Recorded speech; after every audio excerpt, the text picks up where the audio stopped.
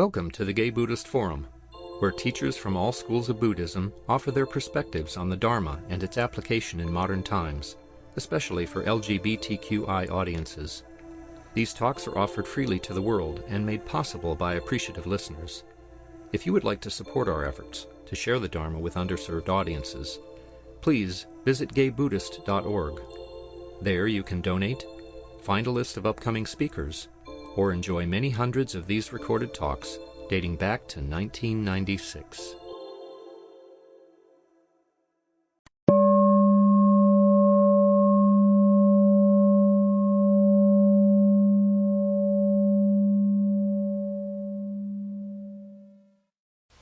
Welcome back. Our custom is to go around and to areas. My name is Cass. Greg. Jeff. Jerry. Stephen. Clint. Matthew. Mark.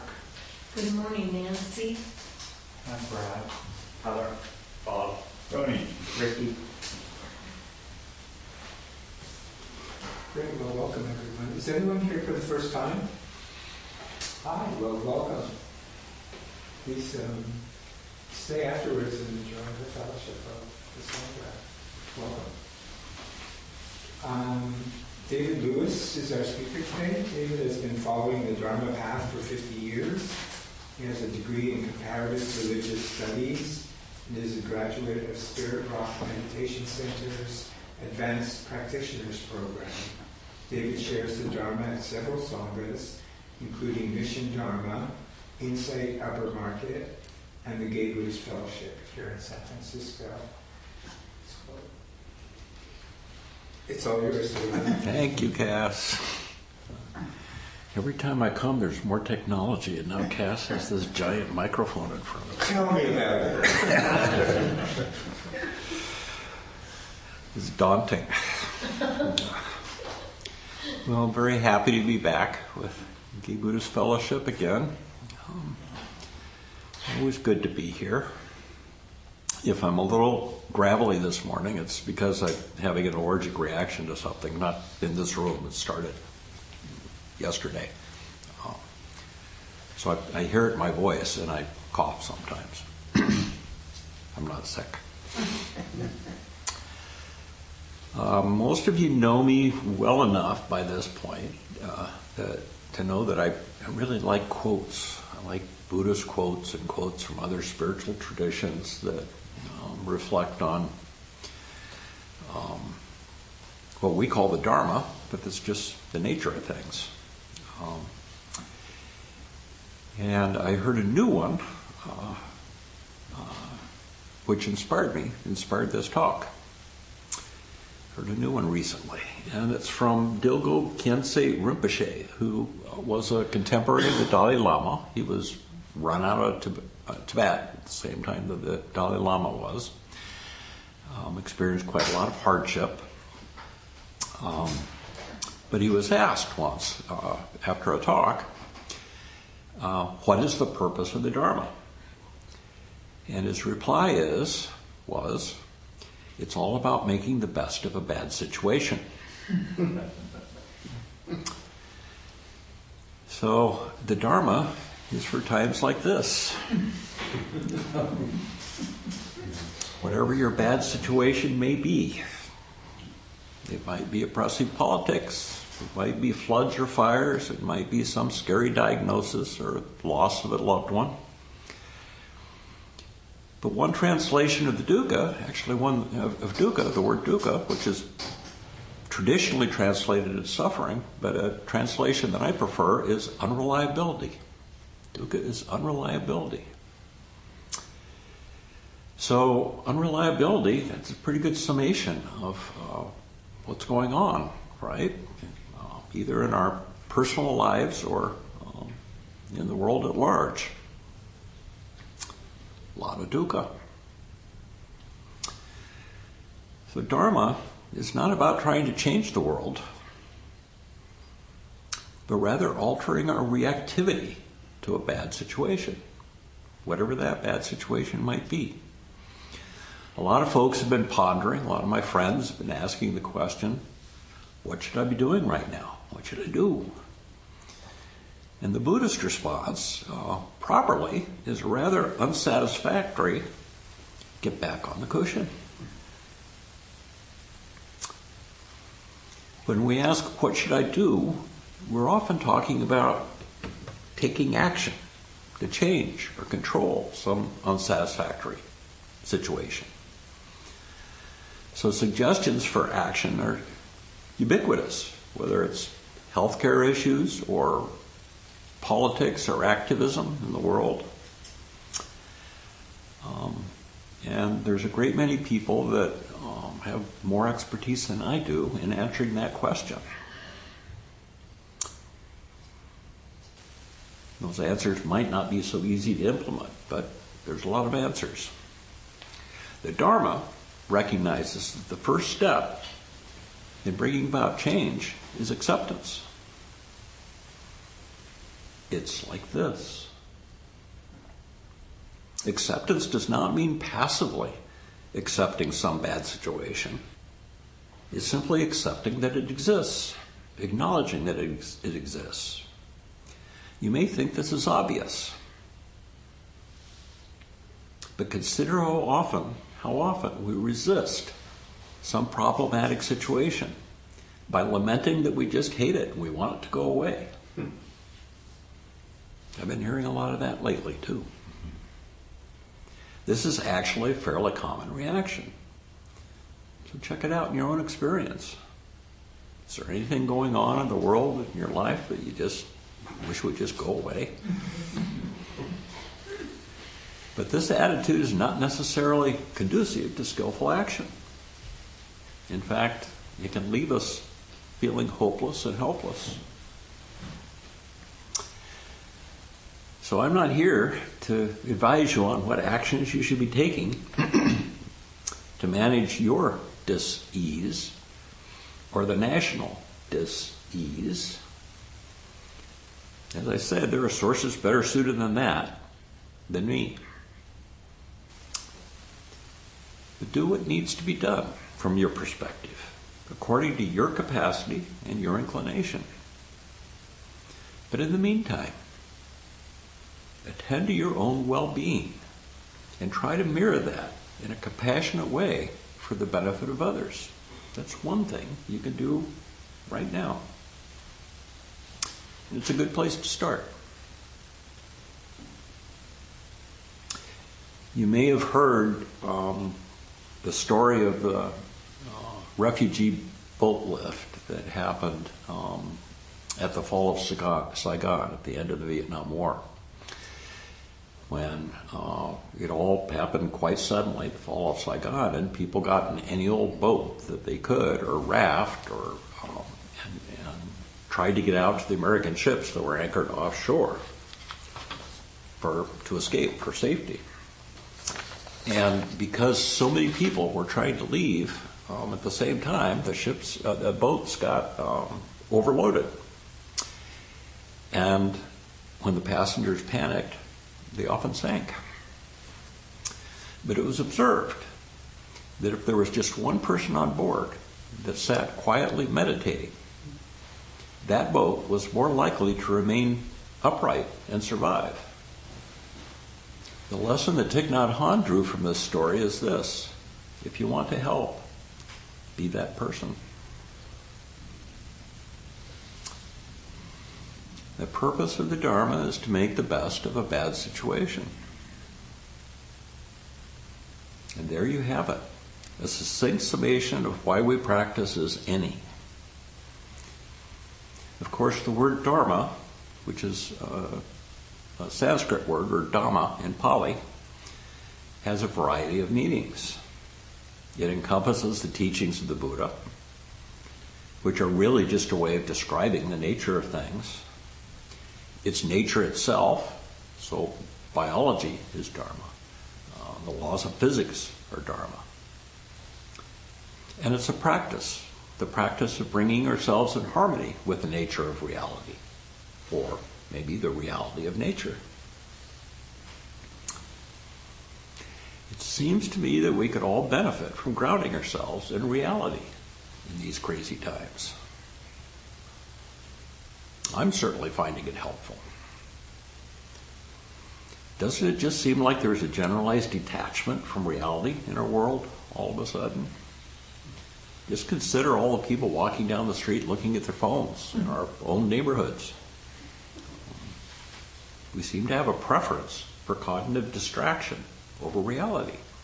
Just walking down the street's not enough. We need extra distraction, which may or may not have anything to do with reality. The problem is once we detach from reality, we become easy to manipulate. In Buddhism, this is called delusion. One of the Buddha's radical insights that informed all his subsequent teaching, he taught for some more than 40 years, is that being in harmony with nature is not a cognitive activity. Practicing the Dharma is not about thinking in a different way or getting some information. It's about seeing in a different way, including clearly seeing the habits of our minds. This practice is more about getting in touch with our direct experience of reality than intellectual achievement. The truth lies within, not out there. So reading books and listening to talks can be motivating and inspirational. But in the end, the Buddha said, it is in this fathom-long body with its perceptions in mind that you will find the world. He didn't tell us to read books or sit at the feet of a teacher.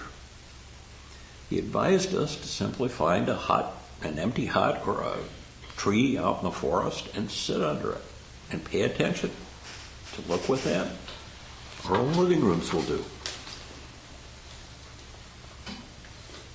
The radical freedom practice that the Buddha taught is the practice of meditation. The mid-20th century Thai teacher Ajahn Chah said, "You are your own teacher.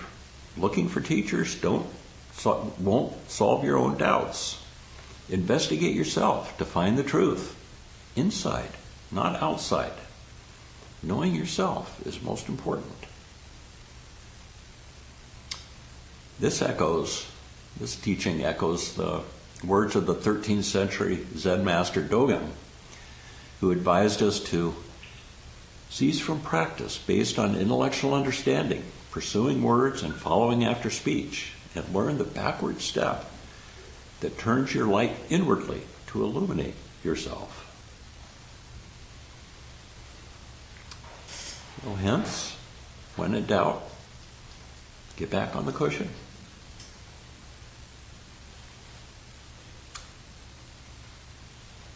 When I give talks about meditation as a skillful response to difficulty like this, I'm sometimes called out by non-practitioners who perceive meditation as mere navel-gazing that accomplishes nothing. We Westerners in particular tend to think that if we're not busy doing something, if we're not producing or consuming or getting something or making something happen, then we're just wasting time. Thich Nhat Hanh countered that meditation is not an evasion. It's a serene encounter with reality. The Buddha believed that reality can only be personally experienced through our six sense doors. So it's fairly easy to define reality from the Buddhist perspective. It's anything that has to do with seeing, hearing, touching, tasting, smelling, and cognizing, all of which happen in this body, this fathom-long body. Cognizing is a uniquely Buddhist addition to this universal list. Many traditions recognize the 5 sense doors, and the Buddha said there were 6. And cognizing was the 6th sense door. It doesn't mean thinking. but rather the experience of noticing thoughts and feelings arising and passing away. In our direct experience of the present moment, fleeting thoughts arise uninvited and are met by consciousness in the same way that sounds arise uninvited and are met by ear consciousness.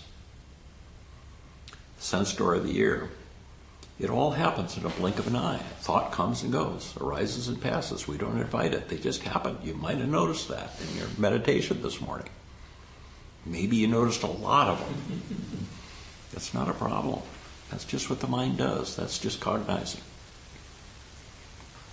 Thinking, on the other hand, happens when we attach or cling to those thoughts or sounds. Thinking distracts attention and lures us into the past or the future, more often than not. Suddenly we find we're no longer present when we're thinking. So thoughts aren't a problem in meditation. And there's nothing wrong with thinking. But you should just be noticing what's actually going on. The Burmese teacher U Tejaniya notes that we tend to get lost in concepts. We need to see the difference between the concepts we use to create a convincing picture of reality and reality itself. Reality is always paired with the concepts that we lay over it. Craving and aversion pay attention to concepts. Wisdom pays attention to reality.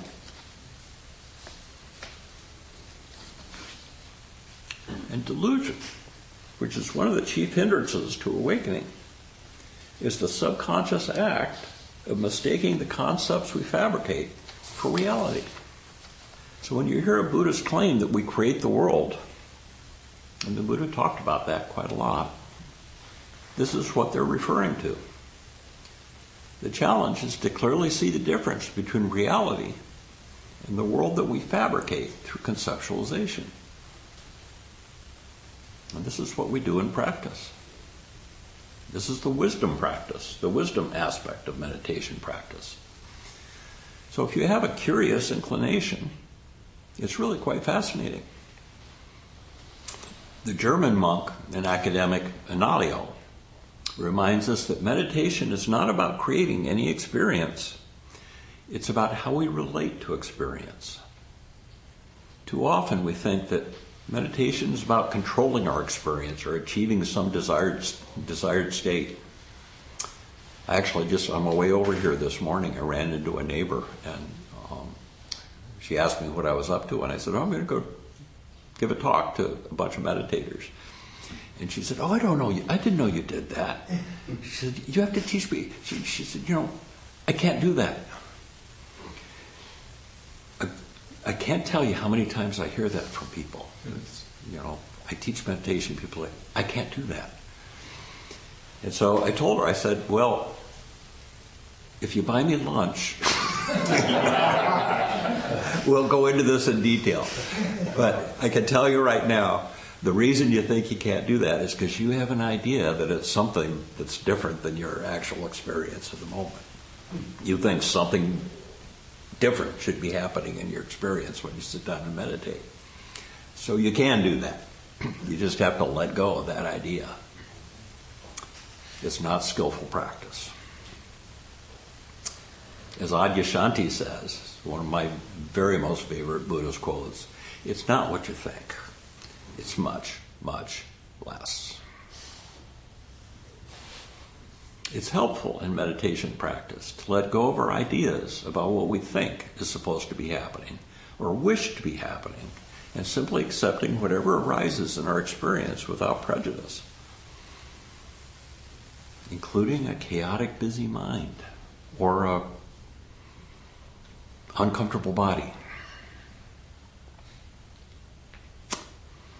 So after some 50 years of not very dedicated practice, I've come to the conclusion that most of my problems arise out of overthinking, speculating, fearing, fabricating meaning, which may or may not have anything to do with reality. One delusion that we propagate is that reality is to be found somewhere outside of ourselves. We imagine that we are assaulted by world events, or interpersonal conflict, or illness, or old age. We blame our problems on outside circumstances rather than on our own reactivity. U Tejaniya points out that nobody outside of this mind can upset it, make it angry, averse, afraid, happy, joyful, or grateful. Nobody outside this mind triggers it. The mind is responsible for its own feelings, gladness, and its own suffering. Or as Joseph Goldstein puts it, somewhat more bluntly, we are 100% responsible for our own suffering. This is the second noble truth, the origin of our dissatisfaction. You may have heard the Buddhist aphorism, pain is inevitable, but suffering is optional. But likewise, nobody can alleviate your suffering but you. Dharma teachers can point the way, but we can't do it for you. The change comes from within. If we are 100% responsible for our suffering, that's good news. We have the agency on how much we suffer. This is the key to freedom. If we can take responsibility for our own dissatisfaction in life, we have the option to let go of it and accept whatever is bothering us as being like this. It's like this. And then we can choose more skillful response. One grounded in contentment rather than dissatisfaction. This is our task. We may not be able to control the pain, but we can have an effect on how much suffering we experience. This is certainly why I practice. I may have shared with you before an insight that I had a few years ago during the pandemic. And one day I realized, when I was talking with somebody, I realized that when I complain, when I fan the flames of my own dissatisfaction and project that out into the world, all I'm actually doing is adding to the suffering of the world. That's my contribution. It's also useful to reflect on the fact that simply complaining doesn't change much of anything, except maybe my mood, and not for the better. The Buddha summarized his message, his overall message, by saying, quite simply, I teach only suffering and the end of suffering. He could have just as easily said, I teach only happiness and the cultivation of happiness. It's just the flip side of the same coin. One of the radical propositions of Dharma practice is that we can be happy no matter what is going on in our lives or the world.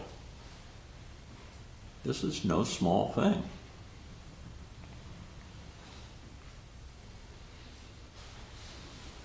Maha Ghosananda was the head of the Buddhist order in Cambodia during the Khmer Rouge genocide of the 1970s. Nearly all of his fellow monks, along with 25% of the population of Cambodia, were murdered in just the space of about 4 years. And yet, he was later quoted as saying, if you can't be happy in spite of your troubles, what's the point of practice? This outlook is shared by many famous Buddhist teachers who have witnessed great hardship, including the Dalai Lama and Dilgo Khyentse Rinpoche. For them, happiness is not dependent on having the right conditions.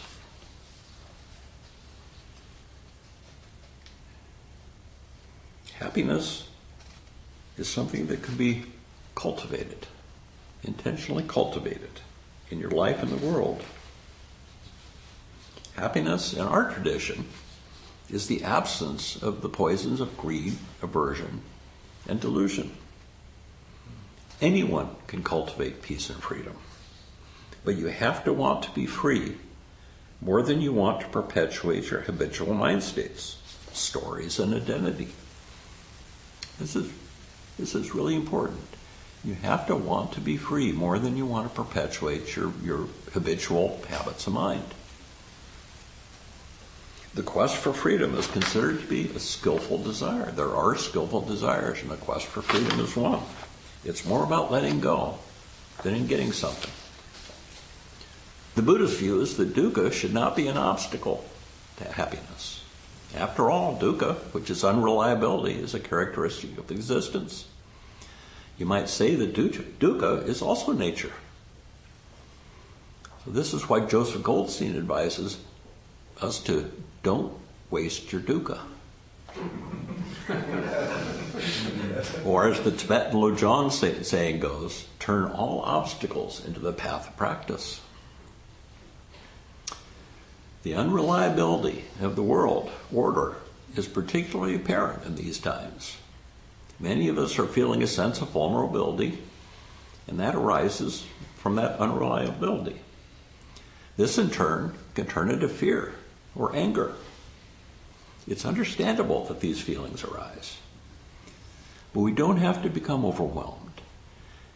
And we shouldn't put too much stock in what might happen in the future.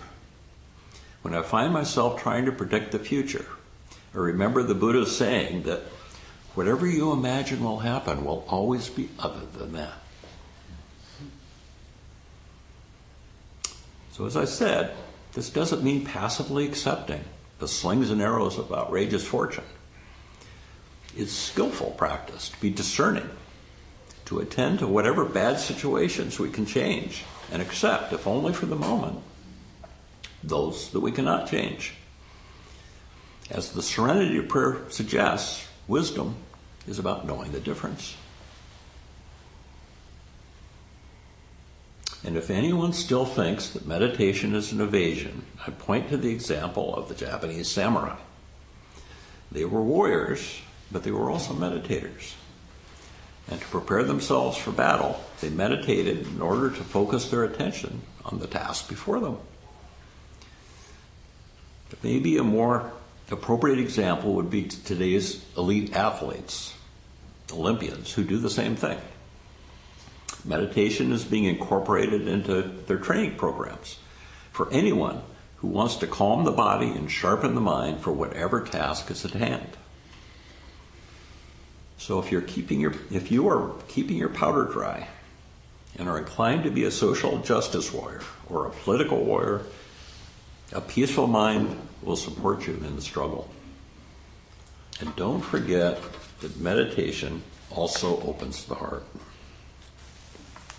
allowing us to step away from our self-centered fog and have compassion for others. For all those who are challenged, their suffering is our suffering. In our direct experience, we can see that all beings are interconnected. That just happens when you meditate, eventually. So by all means, do what needs to be done, but do it from a grounded place of peace and calm. Sometimes that means being the rower or the bailer in the foundering boat rather than panicking. Sometimes it means being that single calm person, quietly making the best of a bad situation. So I'd like to end with one more quote. This is from Nisargadatta, who said, "The world is the way it is because people are the way they are. As long as people are the way they are, the world will continue to be the way it is. If we want to have a peaceful world, it's necessary to have peaceful people. Peace is not something that can be imposed on the world." So thank you for your kind attention. this is an opportunity. We've got some time for reflections or questions, objections or protests.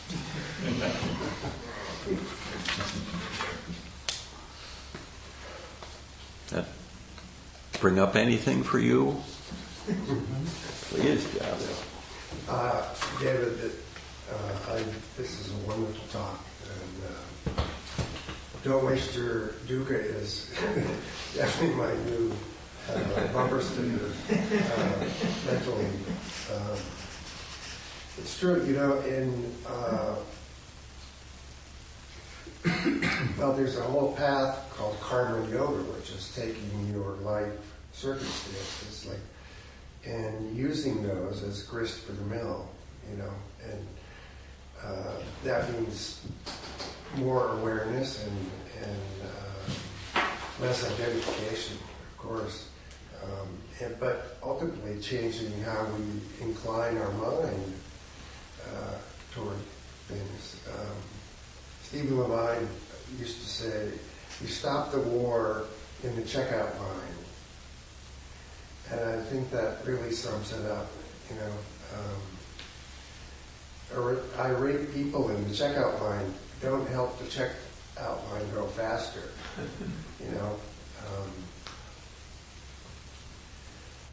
I think the more we can be non-reactive in our life, the more peace there's going to be, and capacity to understand and intervene. So, thank you. Those are a lot of good quotes. Couldn't agree more. And also, when we're non-reactive, we mirror that for other people. Mm-hmm. Yes, we're like an environment. Right. So you're actually impacting the world Yeah. in a big way by being non-reactive. Yes. Yeah. Yeah. So, thank you for that. Yeah. Thank you. Well, that's my question, David. Sure. Do you have any tips for cultivating non-reactivity? I mean, Yeah, well, you did it this morning in meditation when you were sitting. I'm projecting here, but when we're sitting and dealing with whatever garbage your mind produced in meditation, and if you didn't react to it, you didn't think, "Oh God, what am I thinking?" That's the practice. So that's what we actually do in meditation practice, is we practice non-reactivity.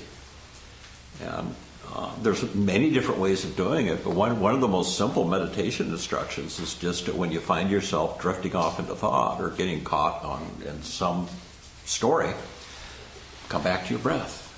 Just bring your attention back to your breath, meaning you're letting go of that story or letting go of that thought and coming back to your breath. That's practicing non-reactivity. We are fundamentally reactive. A really important thing to keep in mind when we're talking about this is don't be reactive to your reactivity. Don't beat yourself up for being reactive, because that's just human. We just are. But notice when it's happening, and the other thing is notice the pain that it causes. Notice that it causes dukkha. Anytime I'm thinking I don't like this or that should be different, or I'm being judgmental about something, that's a little bit painful. So the practice is to simply notice in a non-judgmental way what's going on. we have a question online. Sure. Steve? Yes, hi. Well, thank you so much for your talk, and I couldn't help but think that your talk was so simple but comprehensive and profound. I've been trying to encourage my partner, who is very reactive in various ways, to take a look at Buddhist practice, and so I'm going to share this talk with him. I think it really gives you a introduction, ABC basics of Buddhism but covering a lot of territory at the same time. So thank you so much for that. Oh, thank you, Steve. Yeah, and it may or may not land well with your partner. That's one thing that we can't control, is how other people are going to respond to any idea or any talk. But so good luck with that. But start at home. You just start with your own example. Yeah. Thank you. Thank you. Hi. Thank you for your talk. Thank you, Matthew. I agree wholeheartedly with what Steve's synopsis of it. One of the images that really connected was the boat, the panicked people. And I think, just noticing in myself what's happened with, the course the country is going in right now. I think what I kind of acknowledge is that one of the things I'm dealing with is it's shattered my expectations of the future. Suddenly it's all up for grabs. And even though those expectations might have been delusional in the past, or in reality, but still you don't even have that delusion to support you. And last night I was sitting in bed and I got this image of the nation. I almost saw it like as a map of the United States. And I saw a nation afraid. And I thought, and that's scary because people don't always use their best judgment when they're afraid. And so that image of people panicking on a boat has really kind of helped me. One of the things I made up my mind last night, saying, well, what can I do? Well, I can just do my best not to be afraid, not to feed Exactly. into it. And so it's funny because what I was picturing is trying to be that calm person in the boat, but this boat's like full of 100 million people or so. But anyway. Yeah. Well said. Yeah, one way to perceive what's going on in the world is the same way we perceive what's going on in our own lives. We talk a lot in Buddhism about greed, aversion, and delusion, and looking at it in our own lives. That our reactivity is usually about wanting something to happen or wanting something to not happen. Wanting something to happen is greed. Wanting something not to happen or to stop happening is aversion. That includes hate and fear. And delusion is just, not being in touch with reality. And that's what keeps us from waking up in our own lives. So those are really, the hindrances are really important to follow and to know in your practice. But those same three hindrances, greed, aversion, delusion, is what rules the world. Politics and kingdoms and nations are formed and unformed by greed, aversion, and delusion. So we can just see those forces at work. So, making it your mission, and it's kind of making it my mission to point out greed, aversion, delusion in our own lives and in the world might be helpful. Might be a way of framing what's going on. A lot of delusion nowadays. Complaining really doesn't help either. It's a direct Complaining. inflammation of suffering. Yeah. It's just, I just find it so helpful. There's one of my favorite Buddhist teachers is an American monk who is now retired and living in Thailand. His name is Ajahn Sumedho, and he made famous the phrase, because he uses so much, the phrase, "It's like this." People will say, how do I deal with this situation? Or how do I deal? He just says, "It's like this." And that's not a passive acceptance. It's an acknowledgement that this is the way things are. We tend to have so much resistance, and that's reactivity too. That's another face of reactivity, is our resistance to the way things are.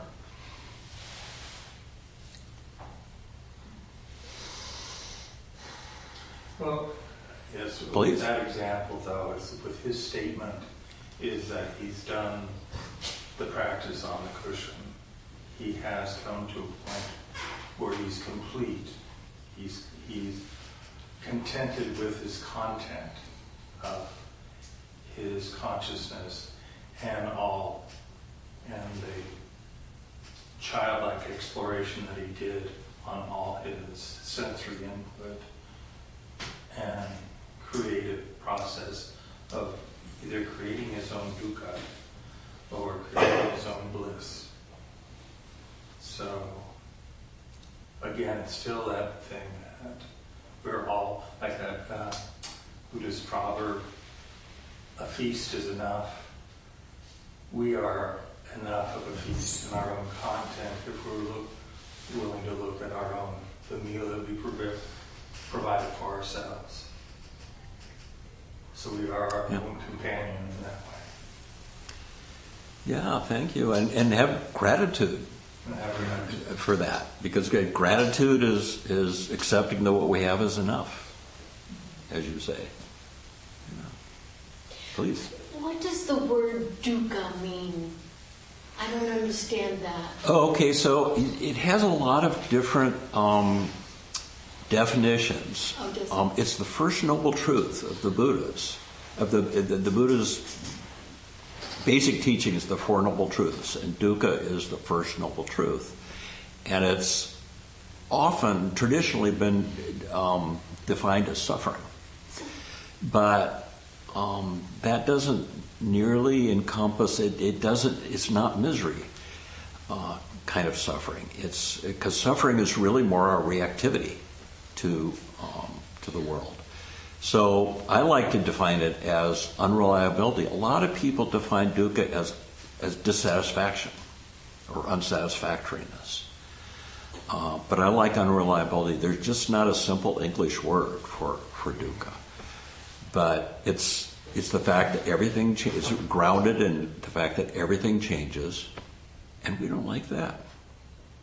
It's just human to not like the fact that everything, we get old, we get sick, we die, our friends get old and sick and die, and we're reacting to that. We don't like it. And yet that's just nature.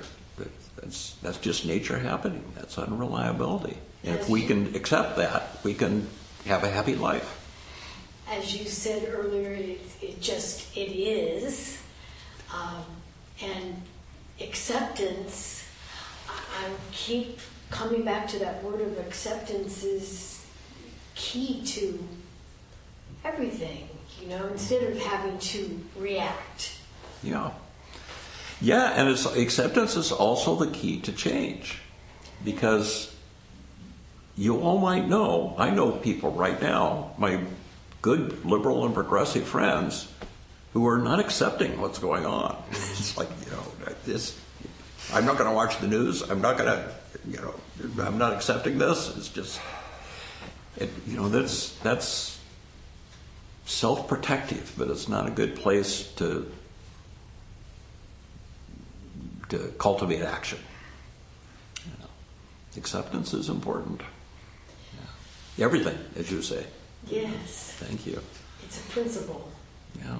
Well, except not watching the news has kept me sane. So there is. What kept you sane? Not watching the news has kept me sane. So yeah, that's the self-protection. I think that's probably a healthy thing to a certain extent.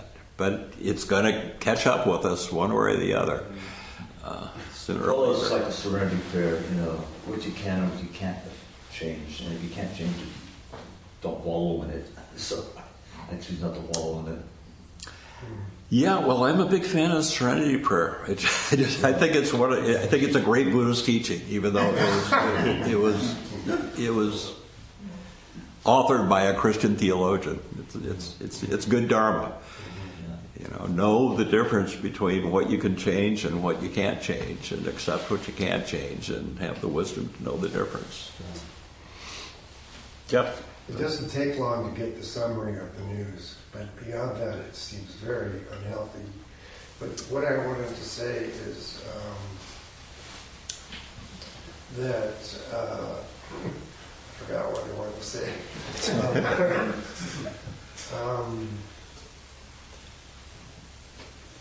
Maybe it'll come back.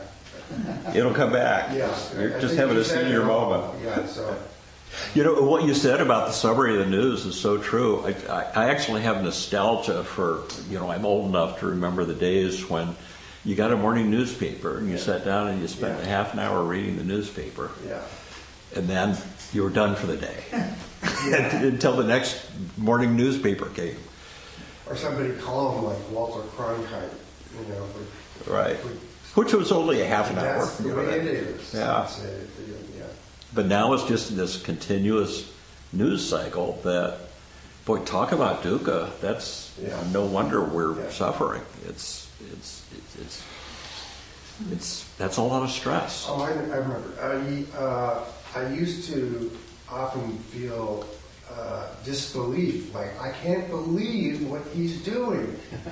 And a Jewish friend of mine said, "No, believe it, that he's following through with what he said he was going to, and or even more. But I think we have to believe it, and accept it. I mean, just that it is happening, and therefore there's no disbelief and there's forces behind that behavior, and those are the forces of greed, aversion, and delusion. Yeah. Right. The Buddha saw it 3,000 years ago, 2,600 years ago. It's pretty much most of the problems of our lives in the world stem from greed, aversion, and delusion. They're worth studying. So maybe next time I come, I'll give a talk about the hindrances.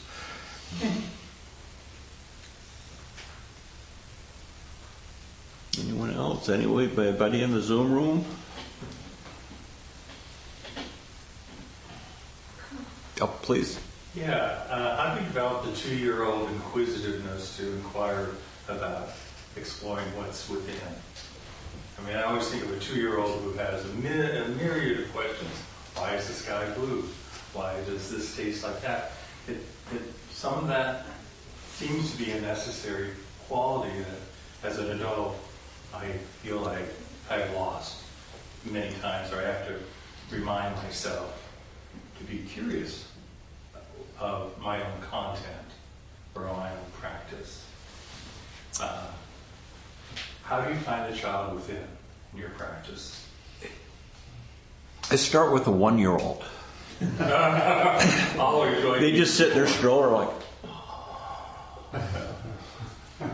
watch them in the grocery store, in the cafes. They're just amazed by the world. Like, look at that. If they could talk, they would say dog.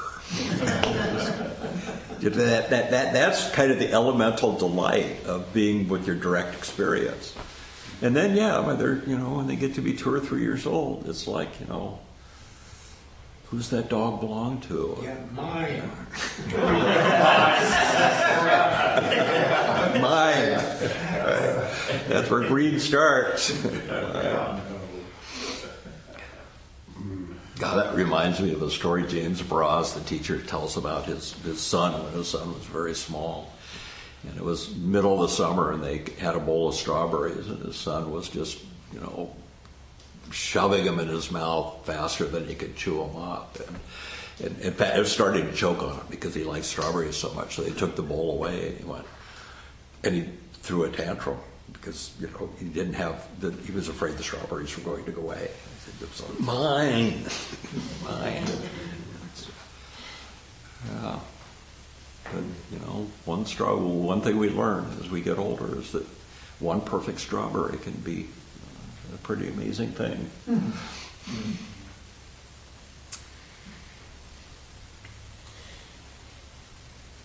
Are we out of time? I guess so. I think so. Thank you, David. Thank you. Great discussion, great questions and comments. Thanks so much. We have a host today. I am the host. Please stay and enjoy the tea and refreshments. If you have tea, please put your cup in the sink or go ahead and wash it and put it on the rack.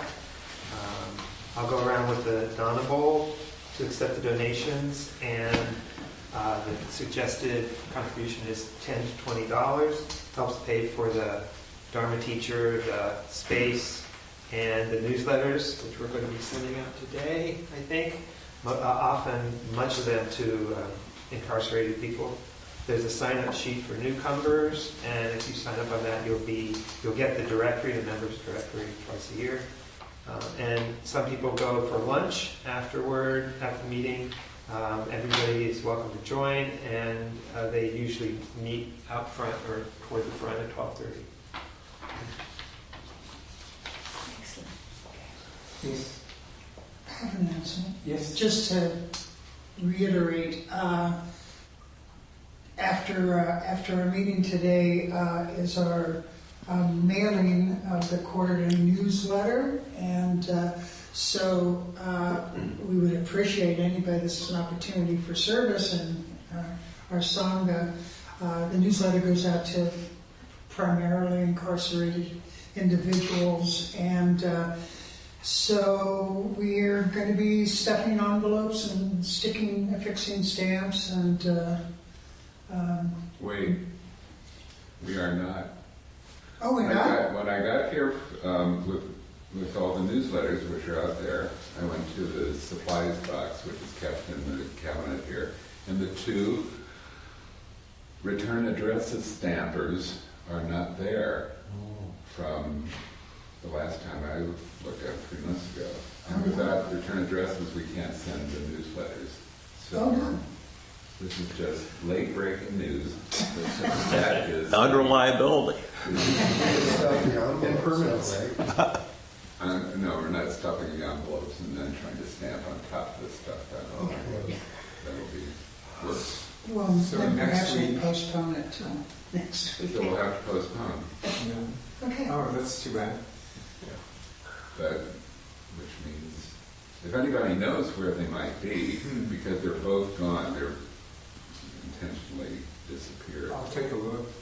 So, For those who don't know yet, in April, the 23rd through the 27th, we're having a 5-day retreat. Vajrapani, Sean White Oaks, will be our teacher. He taught last year. It's so good. We invited him back, and he's very happy to do that. It's largely in silence, but there are times, during the activities that talking is okay. But if you want to deepen your practice and peace of mind, it's a great thing to do. So April 23rd through 27th. And registration is open on the website. Yes, go to gaybuddhist.org. Go up to retreats and then follow them. And Sean Fay Oaks will be our speaker next week. He teaches Buddhism and somatic practice, focusing on the integration of meditation, trauma resolution, and social justice. Great. Well, it's a torturous road, but we're trying to resume dinners at the Larkin Street homeless shelter for young people over on Elm Street. For people newer to TPF, I noticed before COVID, for 9 years, we did the third Saturday every month. We did a dinner where we planned a menu, put together bought the food, and TPF kindly paid for it, and prepared a meal that was somewhat fancier, more elaborate than the meals the young people normally serve. So this is not denigrating what the shelter does.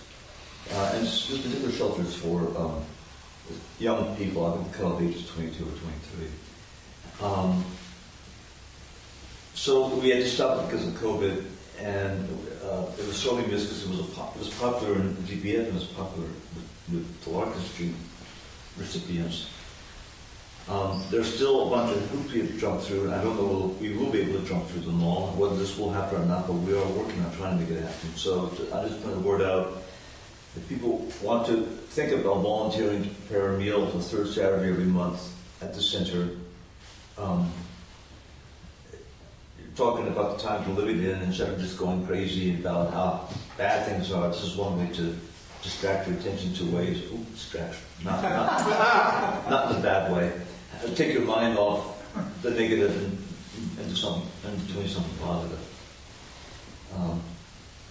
So stay Jack, I'm tuned. going to the floor to you. You know, Jack was like just a real anchor, a real solid help from the last time I was doing it. So maybe you want to share about what a joy it was working with me. It's okay if you embellish. Could you rephrase the question? I just don't have words.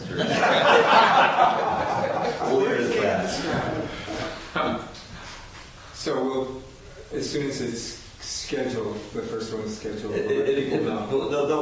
Yeah, I'm just letting people know that we are trying to make this happen again. So, Great. Thank you. Thank you. it may or may not happen, but we're working on it. But if it does happen, we're going to have people step up, volunteer. So can we gather for the dedication of merits? David, do you want to talk for the dedication? Sure.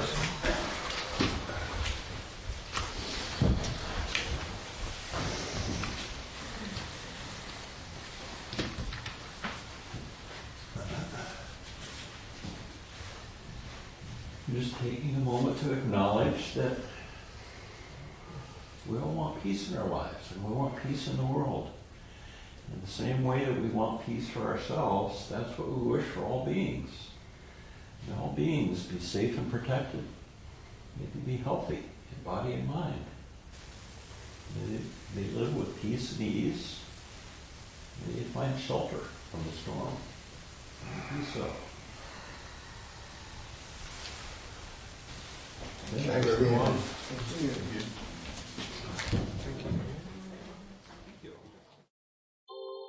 Thank you for listening to the Gay Buddhist Forum. If you would like to hear several new talks per month and be notified of upcoming speakers so you can participate live, please subscribe to this podcast, like us on Facebook, and join our mailing list by visiting gaybuddhist.org.